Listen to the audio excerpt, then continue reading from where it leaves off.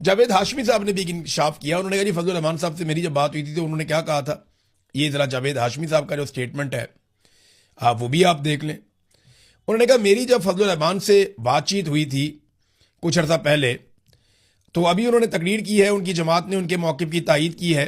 فضل الرحمان سے میرا کوئی تعلق نہیں ہے, ان کے والد سے میرا ایک تعلق تھا. قرآن سنتا رہا میں ان کے قدموں میں بیٹھ کے. تو مولانا صاحب نے بات تو سچ کی ہے, لیکن پروین شاکر کا ایک شعر یاد آتا ہے کہ بات تو سچ ہے مگر بات ہے رسوائی کی.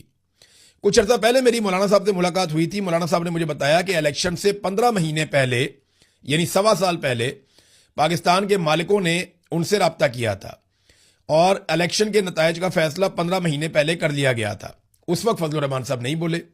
جب پاکستان کے مالک یا جرنیل فضل الرحمان صاحب سے رابطہ کر کے الیکشن سے 15 مہینے پہلے یہ بتا رہے تھے کہ جناب الیکشن کے یہ نتائج آنے ہیں, اس وقت نہیں انہوں نے پول کھولا کہ جناب الیکشن تو پہلے سے ہی ریگ ہو گیا. لیکن جاوید ہاشمی صاحب کو وہ یہ بتا رہے ہیں بعد میں. پھر فضل الرحمان صاحب کی کیونکہ 15 سیٹیں بتائی گئی تھی, وہ 5 نکلی بعد میں, تو ان کو بڑا پرابلم ہو گیا اس کے ساتھ. پھر انہوں نے ایک اور بات کی فضل الرحمان صاحب نے اور محمود اچکزئی صاحب نے بتائی کہ 50 ارب روپے میں اسمبلی کی نشستیں فروخت کی گئی ہیں. تو اس طریقے سے اگر 2 نمبری ہو رہی ہے جو جاوید ہاشمی صاحب نے بھی اب بے نقاب کی ہے, تو اگر یہی الیکشن کروانے ہیں تو آزاد کشمیر میں بھی نہ کروائیں, آپس میں ہی فیصلہ کر لیں کہ جس کو بٹھانا ہے جس کو نہیں بٹھانا.